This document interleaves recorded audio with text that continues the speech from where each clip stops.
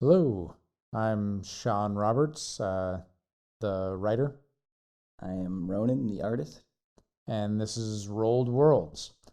We've decided to start gearing ourselves towards doing full audio um, with eventually avatars that Ronan will be drawing of each of our characters. During these, we'll also be showing the art that Ronan is drawing for each of the different characters or places or things that we're discussing that day.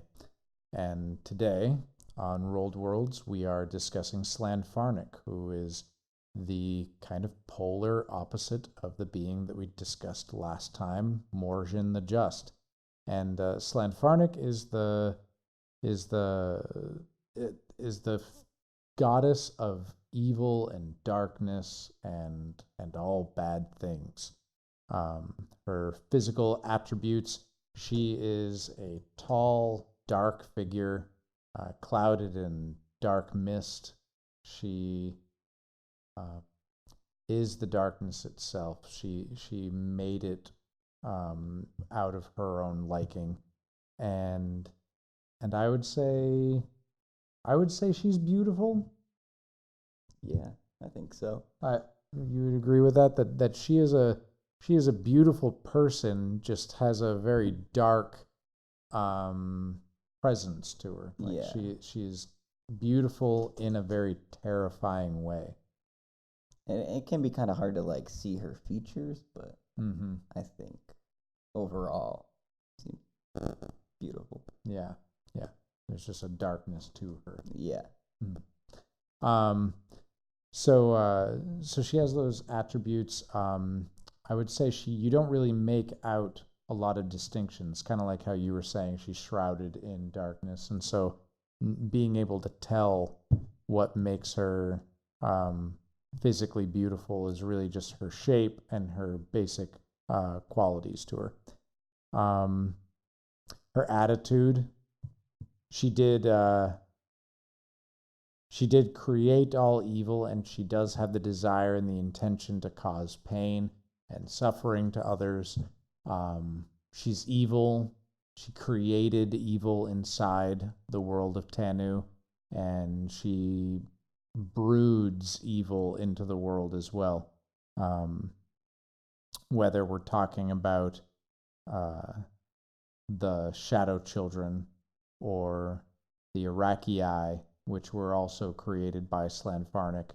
Um, but they ended up deviating away from her. They don't not worship her, but they just choose not to be completely evil. They're just very instinctive, and that instinctive drive is violence and wanting to eat other things and all that type of stuff. But they're not necessarily evil like she is. Um, she was there at the beginning of all things when Tanu and the Midland and the entire cosmology of the universe was made, and her and these gods of Tanu were specifically focused around the world of Tanu, and they created planes of existence that were around it, and Shauna was one of those planes. And Shauna is the crossroads, and that's where Slanfarnak dwells within the plane of existence that she created for herself. Um, the the Shadow Children also dwell there, who are children um, who died horrifically in life at some point at the hands of others. And Slanfarnak comes to them when they die and offers them the opportunity to uh, seek revenge upon the world for the suffering that they go through. And they get to come back into Tanu in this form called a shadow child, which they cling to the shadows itself, and they search for beings that they can latch themselves onto the shadows of those beings. And then when that being is alone, the shadow child comes off of the surfaces that it is a shadow on, and becomes this physical being that extends out. Their limbs grow long, their mouths open wide, and they look like if a shadow had a 3D shape to it. Um, and but they're long and they're creepy and distorted. They don't look like the child that they once were. And they do to their victims what was done to them when they die. And so sometimes it can be very horrific and terrible. And nobody knows necessarily what happens to these people when they're taken by the Shadow Children. But inside the mystery of that, they often have the option to become hosts for the Shadow Children themselves, where they will then go around and spread Shadow Children to others, or they will be taken to the Shadow Realm of Shauna, to Slanfarnak, where they will be consumed by her. The Iraqi, as was mentioned, they were a spider race that were created by Slanfarnak, and they exist inside of Tanu, and they very animalistic creatures in the sense of they're quite instinctual and driven by very basic needs of hunger and things like that, but they are sentient like many of the other humanoid races, but they have very simple desires.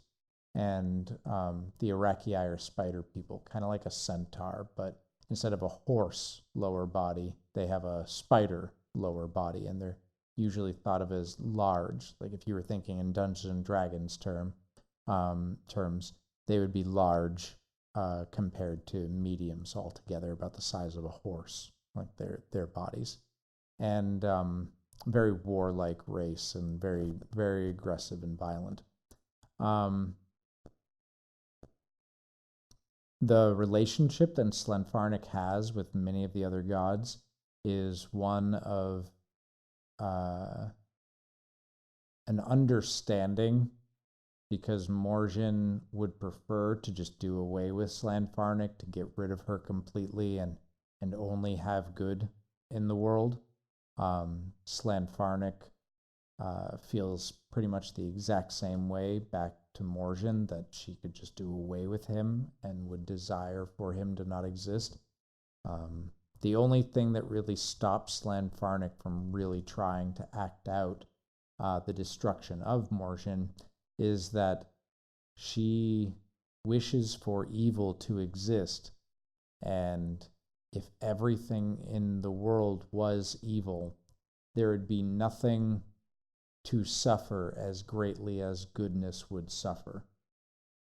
If everything was evil, there'd be a level of suffering that couldn't occur. So she does not wish to destroy Morjan outright, but she does desire to hinder him as much as she can and to cause as much suffering as possible. And her plane of existence is a dark place. If you've ever played Slender Man or seen any of the videos of that stuff, it's very similar looking to the type of environment that Slender Man exists in, that tall pine trees that don't seem to have a top to them. Like they just seem to grow up into the air forever. So you're in this never-ending forest, both above you and around you. Not a lot of needles on these pine trees, and but a very spooky place. Always dark, always full of mist and shadow. And the Dagada also live inside of the crossroads, and the Dagada are when many shadow children clump together into this one mass that becomes this tall, very large humanoid shape that is very long-legged, and it lingers in the shadows of trees in Shauna, and it waits for unexpecting travelers to wander through and get caught by the Dagada. Ka, who is the black dragon god, also dwells inside of the crossroads, and is a very evil, malicious dragon god who spews acid and acidic fog wherever it goes. Um,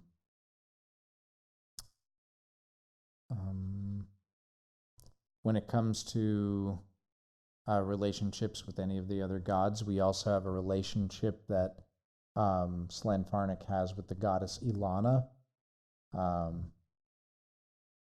Do you want to talk about that at all, since you actually have a character that's dealing with that connection? Well, I don't honestly know what made them come together in the first place. Well, the Slanfarnak and Ilana, in one of the first campaigns that we ever ran inside of Tanu, Slanfarnak, and I've mentioned this to you before, that Slanfarnak has been one of the more popular gods inside of our actual campaigns. She's been a very crucial part of most of the stories, being evil and all. She's a very good antagonist to have. There was a curse that happened in this city called Gartilia, and it was the curse of the Shadow Children that was on the city. And the characters ended up finding out about this portal that they could go into that was underneath the prisons of the city. And through the portal, they found themselves in the crossroads. And then they came across this cabin in the woods that was in the crossroads. And inside that cabin was a cult of Ilana, a group of people who were worshiping Ilana and didn't know that Ilana and Slanfarnak had formed a relationship based off of Slanfarnak wanting to do evil things and find new ways to make people suffer, and to find followers who she could make suffer that wouldn't know that it was her that they were following. And Ilana wished to feel new pleasures because she's the goddess of ecstasy and the goddess of pleasure. She didn't truly understand the sufferings that Slanfarnak could cause, and she wanted to know those experiences. She wanted to know what it was like to feel pleasure by doing those things. Gotcha. So she connected to Slanfarnak solely on a desire for enjoyment. Right.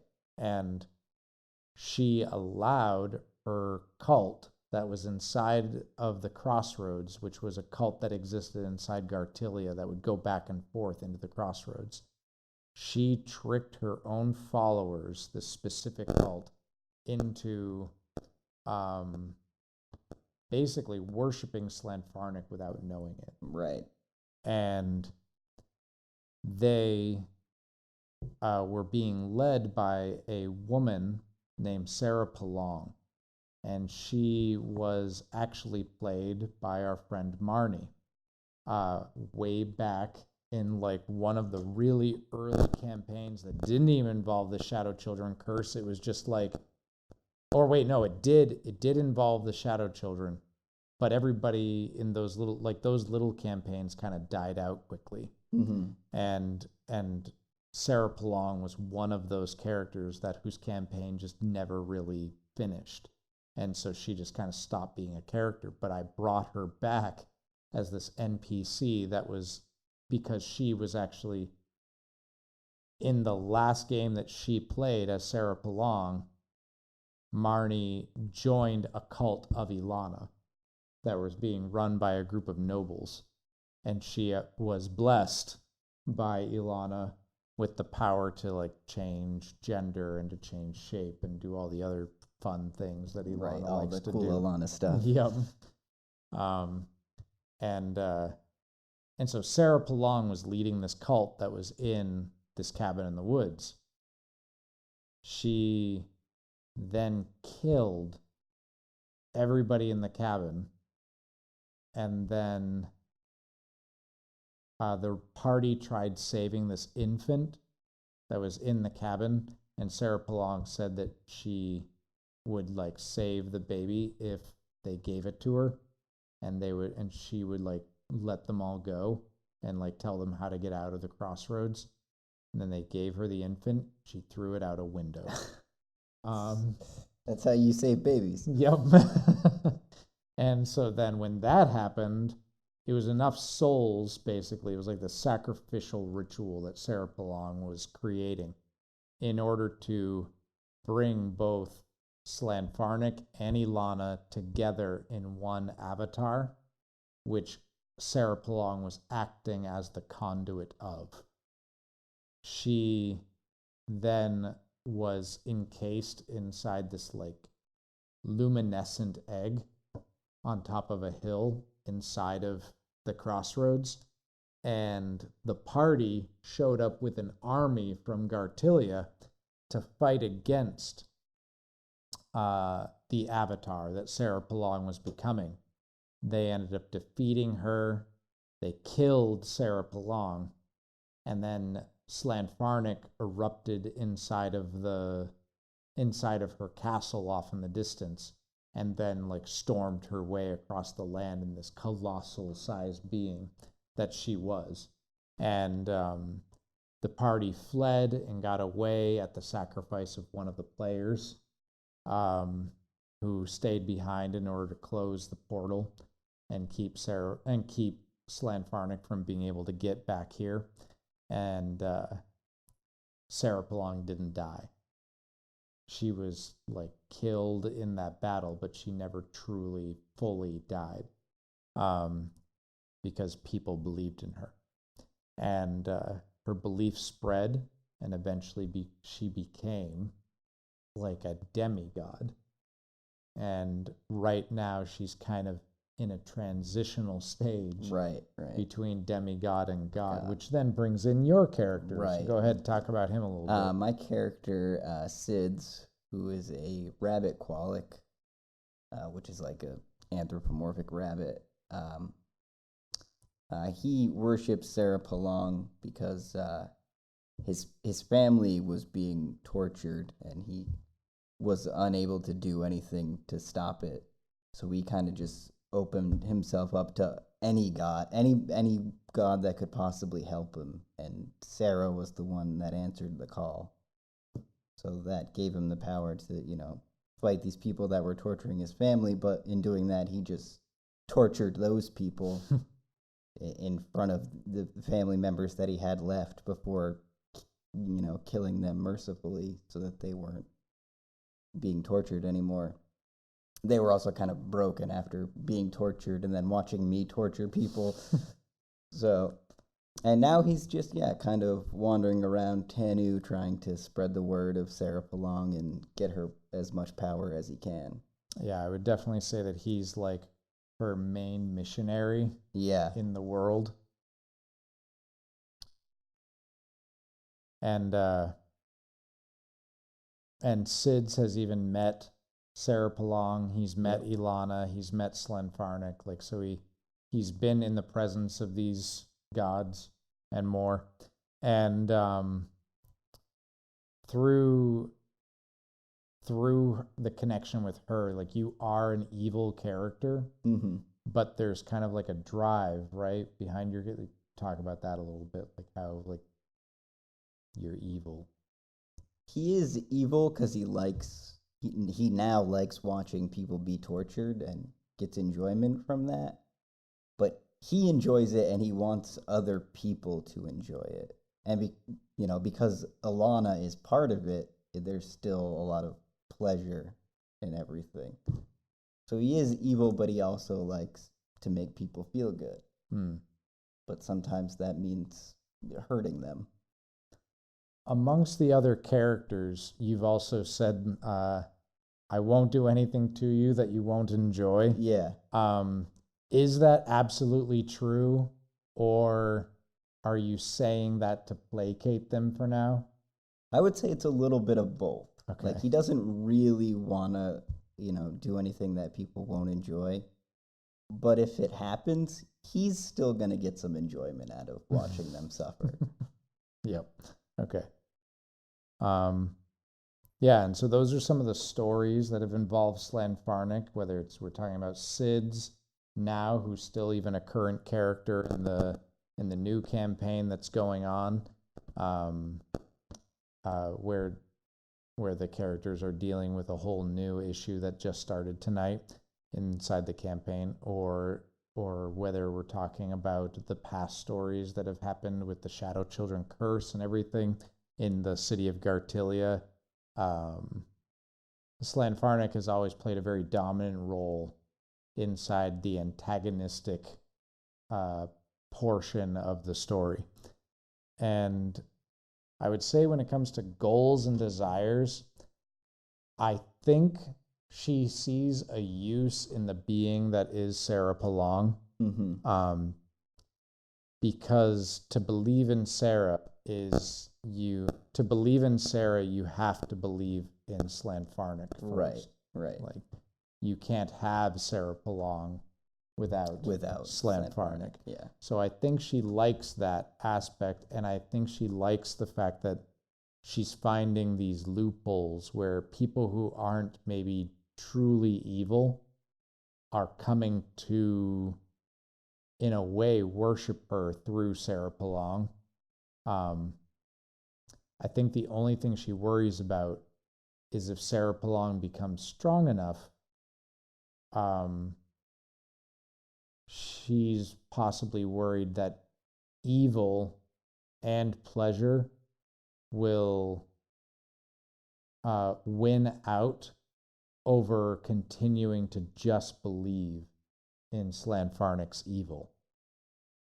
I think that's her only concern over Sarah, is like almost being replaced. Right. Instead of being a goddess of just evil, there would be a goddess of evil and pleasure.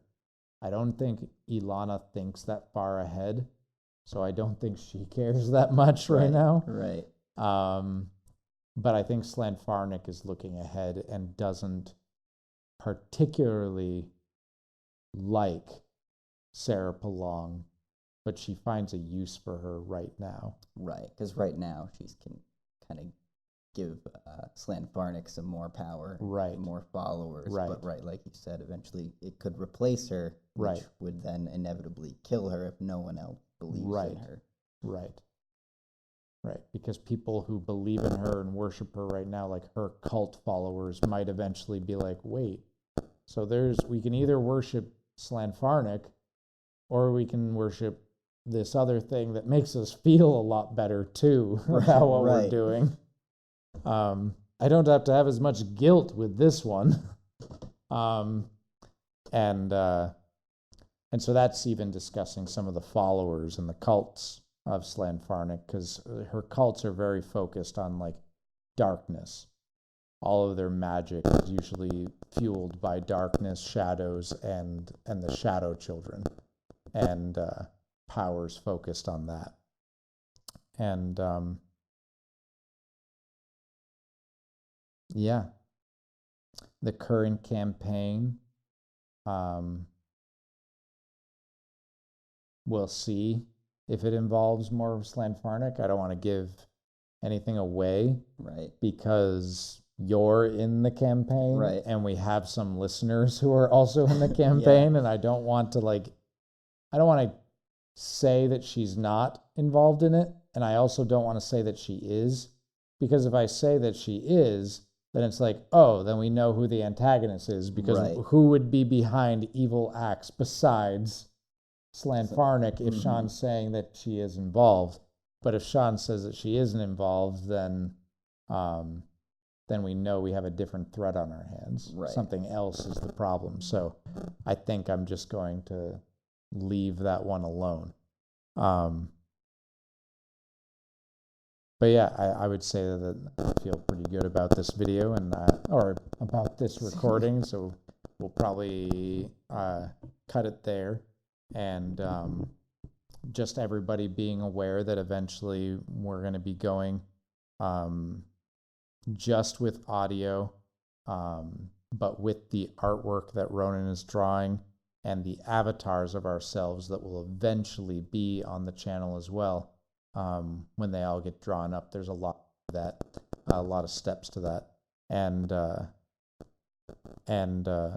be aware also that if you're local around the Ascutney, Vermont area, World Under Wonder, our theater, hosts a live action role playing game that is actually set inside the world of Tanu, like in a village that exists that is trying to be built by a group of villagers. It's a very early game right now, and we're trying to get more people involved and to have the game be really focused on trying to like create a very small society together that exists inside of this village, inside the world of Tanu.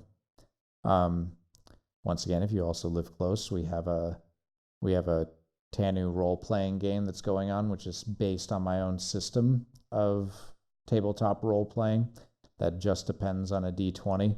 Very open-ended, very player-dependent when it comes to what you want to be. And we actually have like 10 or something players now inside that game, which is a little crazy, but still fun. We just started that one tonight. And also, you can find us on Facebook at World Under Wonder and see all the different events that we have going on. We have lots of different shows and lots of other different things, especially this upcoming month that we're coming into in October. And please like and comment and subscribe to our channel. We really hope for this channel to become at least popular enough that we can create a Patreon and find enough financial supporters, just little supporters, like $1 to $5 a month type of supporters that can really help boost World Under Wonder without really reaching too far into the pockets of any individual. So then we can really make lots of content both on YouTube and both live as well in our theater that exists in Ascutney, Vermont.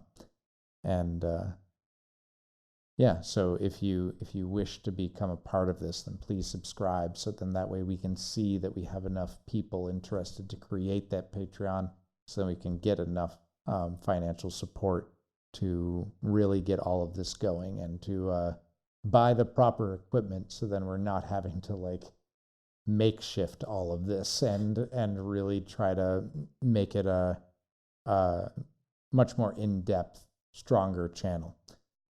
So thank you very much, and hope to see you or like have you hear us in the next couple of episodes. What's the next god that we're going to deal with? It should be another major one. Do we want to deal with Ilana? Yeah, I think we should. Okay. Because we've talked about her in the past 2 videos Right. with Morjan and Slanfarnak. So I think, yeah, she's the next logical one to go with. Yeah. Yeah, her, Morjan, and Ilana have definitely been the most popular gods in the world. So yeah, we'll go and we'll discuss Ilana. She's a lot of fun. Pretty mature content. Yeah. Involved with definitely. her though. But yeah, we'll discuss her in the next video. We'll just have to like, I guess, try to keep it PG. Yeah, with how we discuss her. But she's got a lot of cool stories to her involvement in past characters and races and the other gods, like her relationship with Morjan, her relationship with Slanfarnak, her relationship with Sarah Palong, and inadvertently her relationship with Sids then. Yeah, so next time we'll be discussing Ilana, and we hope you listen in. And yep, I'm Sean Roberts, the writer. I'm Ronan, the artist. And this was Rolled Worlds. Thank you.